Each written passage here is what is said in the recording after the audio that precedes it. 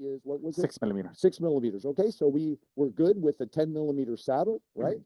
So I think we can, and then we'll just Doppler quickly. I think you were doing that just to make sure there are no large vessels interposed. Remember, when the flange opens up, we're going to use a 20 millimeter lens. So basically, we have to look 15 millimeters on each side, so a total of 30, because the total diameter of the flange after it's deployed is 30 millimeters. And this is a hydrophilic coated sheath. So we wet it down a little bit as to make the insertion easier. If there's a 20 millimeter lens, you need a runway of 38 millimeters. So you can actually then measure that out. So we'll do that.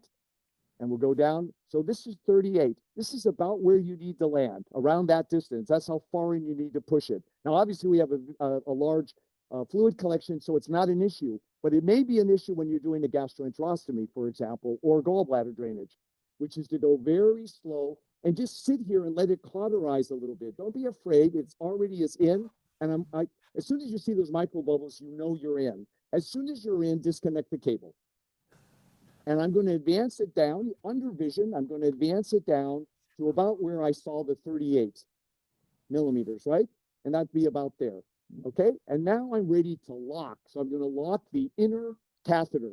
Unlocking the gray hub, all that's doing is uncoupling now so that I can pull back the sheath without simultaneously pulling back the inner catheter. So that nose cone stays fixed. See, it doesn't move. And I'm slowly pulling back the gray hub like this. And I'm watching. You see it deploy, and you do this slowly because you want to give the distal flange time to expand. That audible click, and it will automatically auto lock.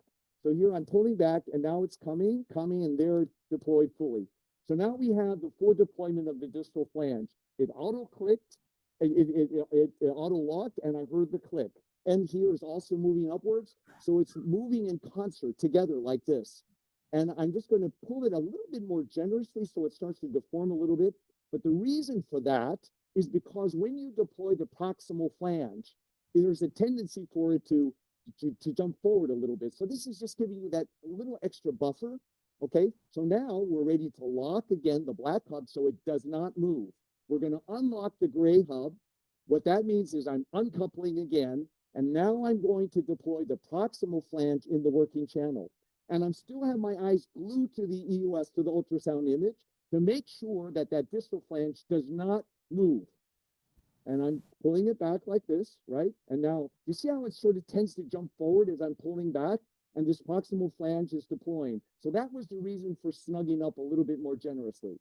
All right, so I just pull back, and this can actually go pretty quickly. You can just pull all the way back. And now you're going to switch to the endoscopic view. What you cannot do now is just push out the proximal flange forward with this red out view. You are going to push that proximal flange into your target. So you don't want to do that. So what I'm unlocking now my black hub so that I can push the proximal flange out. The only reason why that pushes out is because there's friction between the inner catheter and the axials, right? That's deployed now in the working channel. So it'll push it out, but I want to give some gas. I want to pull a little bit away from the wall, just a little bit away from the wall. And now I'm very slowly, as I'm pulling away, I'm going to look for that saddle. See the saddle up there? Now I'm safe. Now I don't have to worry that I might accidentally, because that's the worst complication, right? If you push this proximal flange outside the gastrointestinal wall, then the contents of your target lumen are just going to flow into the perineum. So now under vision, I'm very slowly pushing it out, and there it deploys. Don't just yank out that cable here. That's the inner catheter cable, right? That you pull it out under vision because you're almost at a right angle here. So I'm going to have one. Can you mind just holding that for me? Just and so that as I retract this and pull this out like this, see I'm pulling. I want to see that nose cone. The reason why is that sometimes, and this is more critical in the bowl, when you do a gallbladder drainage, for example, or a bile duct, you will need to see that nose cone, and you make sure that it doesn't accidentally pull out the distal flange. And here you see those micro wires there along the side. They converge at the very tip. That's what gives you that high current density that allows you to penetrate through with minimal coagulation. All right, so now we can pull this out, and you can see the contents flowing very nicely.